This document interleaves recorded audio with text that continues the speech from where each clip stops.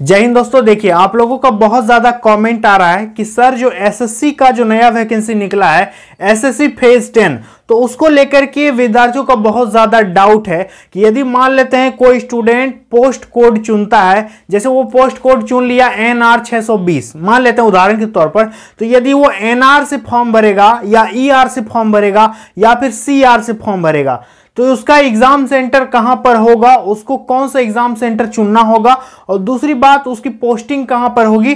तो वैकेंसी के बारे में A to Z हम आपको डिटेल में बताएंगे, तो आप लोग वीडियो को छोड़ करके मत जाइएगा, वीडियो पर लास्ट तक बने रहिएगा। तो चलिए दोस्तों वीडियो को शुरू करते हैं। तो थोड़ा बहुत पहले वैकेंसी के बारे में आपको हम बता देते हैं, ऐसे तो ऑलरेडी हम वीडियो बना चुके हैं इसके बारे में, लेकिन जान लीजिए। देखिए, सबसे पहले वैकेंसी बात करें तो कितना पोस्ट है, 2065 पोस्ट के लिए यह वैकेंसी निकाला गया है, और इस वैकेंसी का नाम है एसएससी फेज 10। ठीक है, एसएससी सिलेक्शन पोस्ट फेज 10, और इस पे 2065 पोस्ट है और सबके लिए पोस्ट है। 10th वालों का भी है, 12th वालों का भी है, ग्रेजुएशन वालों के लिए भी है, और यदि आपने कुछ स्पेशल डिग्री कर रखा है, यदि आपके पास कुछ स्पेशल सर्टिफिकेट है, तो आपके लिए भी बहुत सारा वैकेंसी इस पे है, तो आप इसको जरूर भरिएगा। इसके बाद बात करें, देखिए एज लिमिट इस पे कितना मांगा गया है, तो इस पे एज आपका होना चाहिए 18 से लेकर के 30 साल। यदि आपका उम्र 18 से लेकर के 30 साल है तब आप इस फॉर्म को आसानी से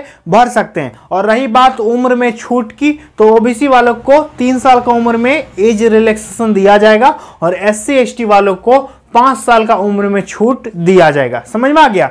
इसके बाद इस पे बात करें फी कितना लग रहा है भाई इस फॉर्म को भरने के लिए, तो सिर्फ जनरल और ओबीसी कैंडिडेट को 100 रुपया लगेगा।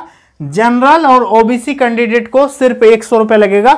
बाकी यदि आप SC हैं, ST हैं, फीमेल कैंडिडेट हैं, तो आपको किसी भी प्रकार का कोई पैसा इस पे नहीं लगेगा। इसके बाद इस पे बात करें सैलरी की, तो देखिए इस पे आपका लेवल 1 से लेकर के लेवल 6 तक का इस पे सैलरी दिया जाएगा, तो अच्छा खासा इस पे वेतन है, और यह ऑल इंडिया की वैकेंसी है। आप इस फॉर्म को जरूर भरिए। इसके बाद यहां पर पोस्टिंग की बात करें, आपका पोस्टिंग कहां पर होगा, तो ऑल इंडिया में आपका पोस्टिंग होगा, लेकिन आप जहां चाहोगे वहां आपकी पोस्टिंग हो सकती है। जैसे यदि मान लेते हैं आप ईस्टर्न जोन से भरते हो ER से, तो ER में कौन कौन सा राज्य आता है आपको पता है। जैसे ER में क्या क्या आएगा, बंगाल आ जाएगा, उड़ीसा आ जाएगा, हमारा झारखंड आ जाएगा। तो ये आपको पहले से ही पता है कि इस जोन से यदि हम फॉर्म भरते हैं तो इस पे ये स्टेट्स है, यहां पर मेरी पोस्टिंग हो सकती है। तो इसके बारे में हम डिटेल्ड वीडियो आप लोगों को पहले ही दे चुके हैं। समझ में आ गया। इसके बाद बात करें ऑनलाइन अप्लाई इसका कब से कब तक होगा, तो इसका ऑनलाइन एप्लीकेशन जो है 12 मई से स्टार्ट हो चुका है। ठीक है, 12/05 से लेकर के 13/06 तक। ठीक है, यानी 12 मई से लेकर के 13 जून तक इसका ऑनलाइन एप्लीकेशन भरा जाएगा। समझ में आ गया। इसके बाद एडिट का बात करें तो मॉडिफिकेशन इस पे कब से कब तक होगा, तो आप यहां पर डेट देख सकते हो। ये डेट जो है उन लोगों के लिए है जिनका फॉर्म में कुछ गलती हो जाता है। जैसे आपको कुछ एडिट करना है, नाम के स्पेलिंग में गलती हो गया, पापा का नाम लिखने में गलती हो गया, मम्मी का नाम लिखने में गलती हो गया, अपना एड्रेस लिखने में कुछ स्पेलिंग मिस्टेक हो गया, तो आप इसको सुधार सकते हो। समझ में आ गया। तो ये आपका करेक्शन का डेट हो गया, जिसको कहते हैं मॉडिफिकेशन डेट। समझ में आ गया।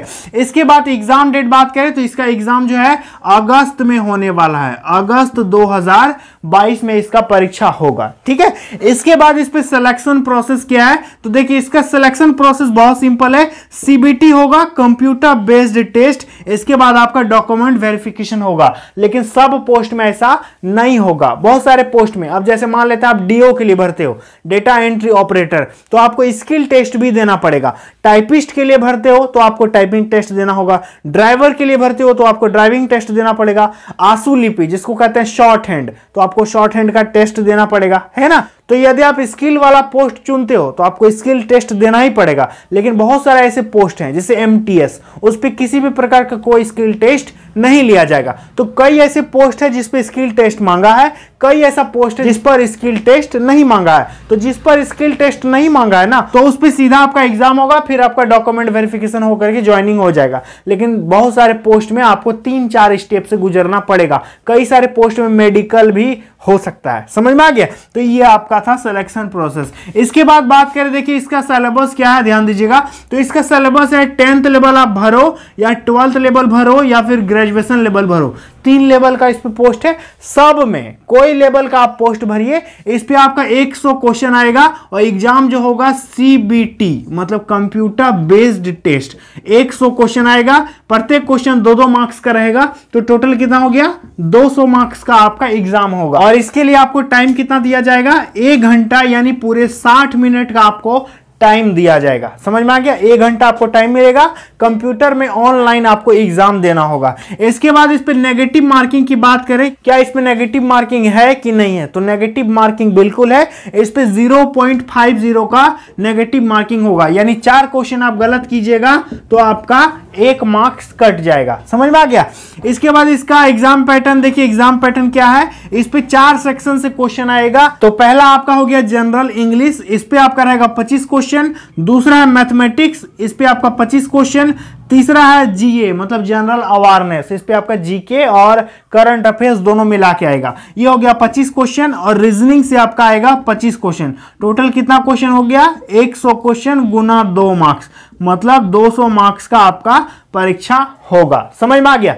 चलिए अब बात करते हैं एग्जाम सेंटर के बारे में। तो इसके लिए मुझे आपको ले चलना पड़ेगा वेबसाइट में और फिर आपको हम दिखाएंगे और समझाएंगे और फिर यहीं पर वापस आएंगे और बात करेंगे पोस्ट कोड के बारे में। समझ में आ गया। तो एग्जाम सेंटर के बारे में चलिए देख लेते हैं। तो इसके लिए दोस्तों आपको आना है गूगल में और सर्च करना है SSC, ठीक है। SSC लिख करके जैसे ही सर्च कीजिएगा तो 1 नंबर में जो वेबसाइट है SSC का ऑफिशियल वेबसाइट है ssc.nic.in, इस पर आपको क्लिक करना है। क्लिक करने के बाद यहाँ राइट साइड में जो लॉगिन और पासवर्ड का ऑप्शन है, इस पर आपको अपना लॉगिन ID और पासवर्ड डाल करके लॉगिन करना है। तो जैसे लॉगिन हो जाएगा, लॉगिन होने के बाद आपका यहाँ प्रोफाइल खुल जाएगा। इसके बाद यहाँ पर देख सकते हैं फेज 10 का ऑप्शन है, इस अप्लाई में आपको क्लिक करना है। अप्लाई में जैसे क्लिक कीजिएगा आपका यहाँ रजिस्ट्रेशन स्टेटस खुल जाएगा। हम आपको दिखाते हैं कि पोस्ट और एग्जाम सेंटर का क्या इस पे फंडा है। तो सबसे पहले यहाँ 15 नंबर में देखिए क्या लिखा है, reason to which the post belong. तो जैसे हम इस पर क्लिक करते हैं ना, तो देखो आपसे पूछ रहा है कि आप कौन सा रीजन से फॉर्म को भरना चाहते हैं। जैसे मान लेते हैं हम भर लेते हैं CR से, 1 नंबर वाले पर हम क्लिक कर दिए तो सेंट्रल रीजन हो गया। अब यहाँ पर पोस्ट कोड नीचे 16 नंबर, तो CR में कौन कौन सा वैकेंसी है देखिए, बहुत सारा पोस्ट है। तो जैसे हम मान लेते हैं कोई भी एक पोस्ट को हम चुन लेते हैं, तो इस पोस्ट को चुन लिए। देखिए CR 11,005, इसका आयुर्वेदिक फार्मासिस्ट का ये पोस्ट है, ठीक है। इस पे 10+2 मांगा गया है। अब इस पे एग्जाम सेंटर चुनने को बोल रहा है, तो यहाँ पर जैसे सेंटर 1 हम क्लिक करेंगे ना, तो जैसे कि मान लेते देखिए आपका CR खुल रहा है और एग्जाम सेंटर CR के नीचे ER भी दिया। देखो आप कहीं से भी फॉर्म भरो, CR से भरो, NR से भरो या कहीं से भी भरो, आप एग्जाम सेंटर कहीं का भी ले सकते हो। लेकिन हाँ, आप एक ही रीजन का एग्जाम सेंटर चुन पाइएगा। जैसे हम ER सेलेक्ट कर लेते हैं, ER देखो कोलकाता सेलेक्ट कर लिए,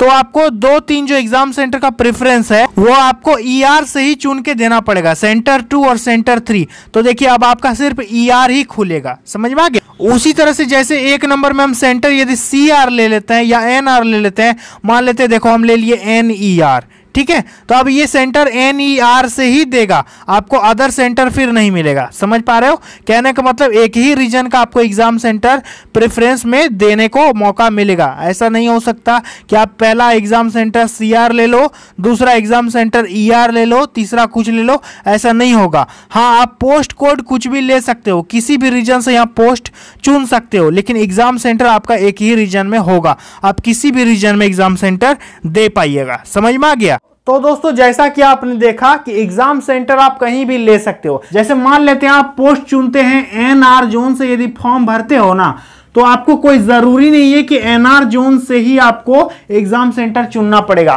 नॉर्थर्न रीजन में ही एग्जाम देना पड़ेगा, ऐसी कोई जरूरत नहीं है। आप NR से पोस्ट भरिए, आप NR से वैकेंसी भर सकते हैं और एग्जाम सेंटर ER में भी ले सकते हो, CR में भी ले सकते हो। समझ में आ रहा है। आपका एग्जाम सेंटर कहीं भी हो सकता है, आप अपने मन चाहे ले सकते हो। यदि आप CR चुनते हो तो CR के लिस्ट में जितना एग्जाम सेंटर है ना, उसी में से आपका एग्जाम सेंटर होगा। जैसे ER चुनते हो तो आपका ER में से ही एग्जाम सेंटर आपको 3 ठो चुनना पड़ेगा। कहने का मतलब वैकेंसी और एग्जाम सेंटर में कोई संबंध नहीं है कि आप वैकेंसी यदि WR से भर रहे हो तो आपका एग्जाम सेंटर WR में ही देगा, ऐसा कोई जरूरी नहीं है। आपको वहां चुनने के लिए बोल रहा है कि आप एग्जाम सेंटर कहां लेना चाहते हैं, ER में, WR में, NR में, SR में, जहां भी आप एग्जाम सेंटर लेना चाहते हैं आप वहां एग्जाम सेंटर ले सकते हैं। इसके बाद बात करें पोस्ट कोड की। देखिए पोस्ट कोड आपके लिए कौन सा पोस्ट बेहतर है, आपको किस पोस्ट के लिए अप्लाई करना चाहिए, तो यदि आप इसकी फुल डिटेल जानना चाहते हैं पोस्ट कोड के बारे में तो इसका हम डिटेल्ड वीडियो ऑलरेडी बना चुके हैं,